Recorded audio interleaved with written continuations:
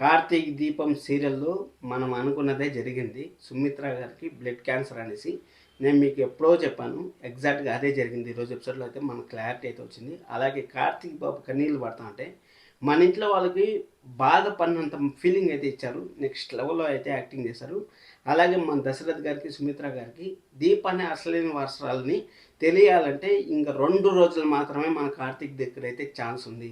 ఎందుకంటే ఒక్కడే blood cancer అంటే అక్కడ ఇప్పుడు ప్రజెంట్ అయితే ట్రీట్మెంట్ చేసే పొజిషన్‌లో ఉంటుంది అనేసి మన డాక్టర్ గారు అయితే చెప్పారు కాబట్టి, ఆ బ్లడ్ క్యాన్సర్‌ని మన సుమిత్ర గారికి ఎలా ఎక్స్‌పోజ్ చేస్తారు అనేది మనం చూడాలి. అలాగే ఎలా ఎక్స్‌పోజ్ చేస్తారు, ఒకవేళ ఎక్స్‌పోజ్ చేసినా కానీ సుమిత్ర గారిని హాస్పిటల్‌లో చేర్పిస్తే మళ్ళీ సుమిత్ర గారు వెనక్కి తిరిగొస్తారా లేదా అన్న సిట్యుయేషన్‌లో ఎంత నలిగిపోతా ఉంటాడో మన కార్తీక్ బాబు అయితే మనకు తెలుస్తుంది. ఖచ్చితంగా అయితే వీడియోని అయితే చివరి వరకు అయితే చూడండి. మీకు చాలా అప్డేట్స్ అలాగే ఇన్ఫర్మేషన్ అయితే ఇస్తాను. ఎందుకంటే నేను కార్తీక్ దీపంని ఎంతలా ప్రేమిస్తానో మీకు తెలుసు. అంతలా ప్రేమిస్తాను కాబట్టి అంత ఆలోచనలు చేసి మీకు ఎప్పుడో 10 రోజుల ముందే సుమిత్ర గారికి బ్లడ్ క్యాన్సర్ వస్తుంది, సుమిత్ర గారికి ప్రాణగండం ఉంది అనేసి మీకు చెప్తానే వచ్చాను. అది జోష్న తరఫు నుంచి వస్తుంది అనుకుంటే, కానీ ఇక్కడ హెల్త్ ప్రాబ్లం నుంచి అయితే మన సుమిత్ర గారికి అయితే ప్రాబ్లం వచ్చింది. అలాగే జోష్న ఏమనాలో నాకే అర్థం కాలేదు. అంటే ఎంత విషపూరితమైన చర్యలు చాలా ఎక్కువైతే అయిపోతున్నాయి. మన గ్రానీ ఉంది కదా, ముద్దుల గ్రానీ ఉంది కదా, ఆ గ్రానీ గారు చెప్తా అంటారు, నీకు వాల్యూస్ ఉన్నాయి, నీకు ఎథిక్స్ ఉన్నాయి, నీకు బంధువులు కావాలి, నీకు నీ మనవాడు కావాలి, నాకు అలాంటివి ఏం లేదు గ్రానీ, నేనే కింగు నేనే రాణి అనేసి బిల్డప్ అయితే కొడుతుంది. ఆ కింగు ఆ రాణి పని మనిషి అయ్యేదానికి దగ్గరలో ఉందని మనకి ఈరోజు ఎపిసోడ్లో చూపించారు కదా. ఈరోజు ఎపిసోడ్లో ఏం చూపించారు, ఏం గ్రాని వంగి తొయ్యి గ్రాని కాఫీ పగలు కొడితే వంగి తొయ్యి గ్రాని అనేసి అంటా అంటే, నువ్వు ఒకప్పుడు ఇదే కదా గ్రాని చేస్తాను అంటే, మీ అమ్మ కూడా ఇదే పని చేస్తావు నేను జోష్న అనేసి భలే వార్నింగ్ అయితే ఇచ్చింది. అంటే మీ అమ్మ స్థానంలో నువ్వు కూడా పోతావు అనేసి. అంటే ఆ ఇంటి పని మనిషి అయ్యేదానికి రెడీగా ఉండు. ఇప్పుడు దీప ఆ ఇంటి పని మనిషి. 2 రోజుల తర్వాత ఆ ఇంటి వారసురాలు, ఆ ఇంటి పని మనిషి నువ్వు అవుతావు జోష్న. గుర్తుపెట్టుకో, టైం అనేది ప్రతి ఒక్క రోజు ఒక చేతిలో ఉంటుందని అనుకోవద్దు. టైం అనేది తిరుగుతూ ఉంటుంది. ఆ రోజు ఎక్కడ ఎవరు కాపాలనేసి టైం కూడా తెలియదు కాబట్టి ఆపిన రోజు నీకు ఉంటుంది. బాబా నా సామిరంగా నెక్స్ట్ లెవెల్లో అయితే ఉంటుంది నీకు. వెయిట్ చేయి చూసిన, వెయిట్ చేయి ఇంక 2 రోజులే. ఎందుకంటే మీ అమ్మ కాడ అంత హెల్త్ ప్రాబ్లం ఉంటే మీ నాన్న దగ్గరికి వేసి సొంత కూతురు అనుకుని ఇంకా ఎక్కువగా ప్రేమించి చూపిస్తాను మీ నాన్నకి మీ అమ్మకి. కనీసం ఒక మాట కూడా చెప్పకుండా ఏదో జరుగుతూ ఉంది, ఏమో చేస్తూ ఉంటారు, మనకు తెలియలేదు, ఇది కన్నీళ్ళు పెట్టుకుందంటే ఖచ్చితంగా ఏదో గట్టి ప్రాబ్లం ఉంది అనేసి అమ్మ మనవరాళ్ళు అలాగే బామ్మ కలిసి ప్రహబ్బాలు పంతా ఉంటారు కదా, దగ్గర ఉంది, వెరీ సూన్లో ఉంది. సరే ఈరోజు ఎపిసోడ్లో కానీ మనం చూసుకున్నట్టయితే ఎపిసోడ్ స్టార్టింగ్లోనే హై ఎమోషన్స్ అయితే స్టార్ట్ అయింది. ఎమోషన్స్ స్టార్ట్ అయితే ఇక్కడ దీపం పెడతా ఉంటే ఆ దీపం ఆరిపోతూ ఉంటే మన దీప పోయి ఆ దీపాన్ని అయితే ఆర్పకుండా కాపాడినా కానీ ఇక్కడ మళ్ళీ ఒకసారి మన దశరథ్ గారు అలాగే కార్తీక్ అయితే హాస్పిటల్కి అయితే బయలుదేరడం అనేసి. ఎందుకంటే దశరథ్ గారికి అంటే సుమిత్ర గారు కనపడకుండా పోయారంటేనే ఎంతలా వెలువెల్లాడిపోయారు, ఎంతలా బాధపడిపోయారు, ఎంతలా కన్నీళ్ళు పెట్టుకున్నారో మనం చూసాం కదా. అలాంటిది వాళ్ళ భార్య తన నుంచి దూరం అయిపోయి వెళ్ళిపోతా ఉందంటే, అలాగే వాళ్ళ భార్యకి ఇంత పెద్ద క్యాన్సర్ అనే వ్యాధి వచ్చిందంటే ఎవరికైనా సరే గుండెలు అసలు ఆగిపోతాయి కదా. అక్కడ డాక్టర్ గారు ఫోన్ చేశారనేసి హడావిడిగా బయలుదేరుతుంటే, నాకు ధైర్యం లేదు, నువ్వు కూడా రా కార్తీక్ అనేసి కార్తీక్ని తీసుకుపోయేటప్పుడు ఆ డాక్టర్ గారు అయితే బాగా భయపెట్టారు. అంటే మీరు ఏమవుతారు, మీతో పాటు వీళ్ళు ఏమవుతారు మీకు అనేసి. అప్పుడు దశరథ్ గారు టెన్షన్ మామూలుగా పడరు. ఇప్పుడు మన ఇంట్లో వాళ్ళకి కూడా ప్రాబ్లం వస్తే, ఇప్పుడు మనం అమితంగా ప్రేమించే వాళ్ళకి ఎవరికైనా ప్రాబ్లం వస్తే ఎలా ఉంటుందో సిచ్యువేషను. ఏం సత్లో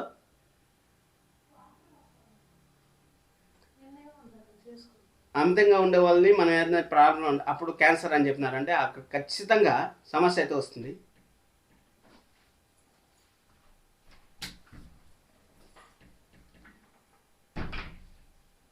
అప్పుడు సమస్య అనేది వస్తుంది కదా. ఆ సమస్యని మన దశరథ్ గారు అయితే హ్యాండిల్ చేయలేక ఇంకా డాక్టర్ గారికి కూడా అర్థమైంది, సార్ మీరు ఇక్కడ ఉండద్దండి, మీరు ఇక్కడ నుంచి వెళ్ళిపోండి అనేసి అర్థమైంది. అప్పుడే వెళ్ళిపోండి అన్నప్పుడు మన దీపం అయితే ఆరిపోయింది. దీపం మారిపోయేది మనం సింబాలిక్గా మనం ఏమనుకుంటాము, మన ఇంట్లో ఏదైనా చెడు జరిగినప్పుడే దీపం మారిపోతుందని మనం అయితే ఎలాగైతే అనుకుంటామో అదేవిధంగా దీపం అయితే ఆరిపోయింది. దీపం మారిపోతే సరేలే గాలి కారిపోయింది అనేసి మన దీప కూడా అంత సీరియస్గా తీసుకోకుండా లైట్ తీసుకొని తనలో తనే బాధపడతా అయితే ఉంది. బాధపడతా ఉంటే ఇక్కడ పారిజాతం గారు అలా చూసిన ఓవర్ యాక్షన్ తట్టుకోలేకున్నాను.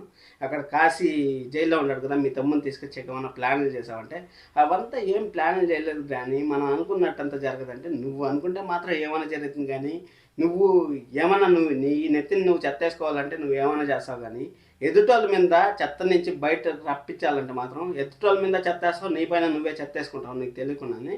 అలాంటి చెత్తను బయటికి తీసుకొచ్చి వాళ్ళని బయటికి తీసుకొద్దాం అనేసి నువ్వు ఆలోచన కూడా చేయవు అనేసి మాకు తెలుసు. మీ ముద్దుల గ్రానికి తెలియదు కదా, ముద్దుల గ్రానికి తెలిసినాకే నీకుంటుంది. నిన్న పడింది కదా చెంపదెబ్బలకు బాగా అలవాటైపోయినట్టున్నారు. ఎందుకంటే సుమిత్ర గారు కొట్టి కొట్టి అలసిపోయినారు.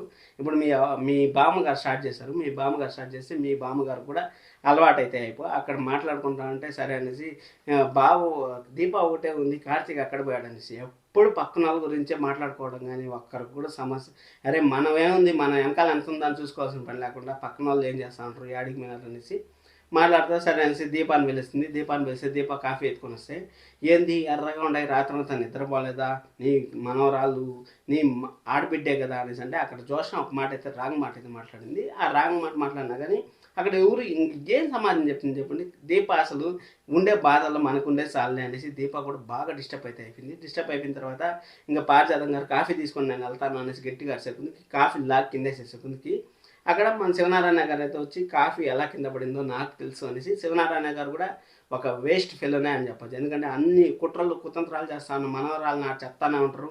అలాగే పారిజాతం గారు అన్ని కుట్రలు చేస్తా ఉన్నా కానీ ఒక్కరోజు కూడా కరెక్ట్ పనిష్మెంట్ ఇవ్వకుండా ఏదో జరుగుతూ ఉందిలే మన వాళ్ళే కదా అన్నట్టయితే వదిలేసి క్షమించడం అనేది చాలా చాలా పెద్ద తప్పు. అక్కడ ఎవరన్నా తప్పు చేసినప్పుడు ఎంతలా నువ్వు శిక్షిస్తావో అదేవిధంగా ఇంట్లో వాళ్ళు తప్పు చేసినప్పుడు కూడా అదేవిధంగా శిక్షిస్తే బాగుంటుంది అనేసి నేనైతే అనుకుంటాను. సరే అనేసి మొత్తానికైతే అక్కడ ఆ సీన్ అయిపోయిన తర్వాత మన కార్తీక్ అయితే నిజమైతే చెప్పారు. అంటే సుమిత్ర గారికి అయితే హెల్త్ ఇష్యూ ఉంది, సుమిత్ర గారు ఇప్పుడు ప్రజెంట్ అయితే ట్రీట్మెంట్ చేసే సిచ్యువేషన్లోనే ఉంటారు అనేసి అయితే మన డాక్టర్ గారు అయితే చెప్పారు. డాక్టర్ గారు చెప్తే మన కార్తీక్ బాబుకే ఇంకా ఏం చేయాలో తెలియకుండా దశరథ్ గారి కన్నా కార్తీక్ అయితే చాలా శివరంగా అయితే అయిపోయాడు. ఇప్పుడు దీపాకి ఏం చెప్పాలి, అలాగే వారసురాలు అనేసి మా అత్తకి ఏం చెప్పాలి. ఇప్పుడు జోష్న వాళ్ళ కూతురు కాదు, ఇన్కేస్ అత్తకి ఏమైనా జరిగితే అప్పుడు 2 రోజుల తర్వాత హాస్పిటల్లో ట్రీట్మెంట్ కూడా డాక్టర్ గారు ఏం చెప్పారు, వాళ్ళు ఎంతో ధైర్యంగా ఉండాలి. ఆ ధైర్యం కానీ లేకపోతే, ఆ ధైర్యం కానీ కోల్పోతే ఇంకా వాళ్ళని కాపాడే చాలా కష్టం అనేది చెప్పారు. అప్పుడు కాపాడే చాలా కష్టం అంటే అప్పుడు వారసురాలని చెప్పకుండానే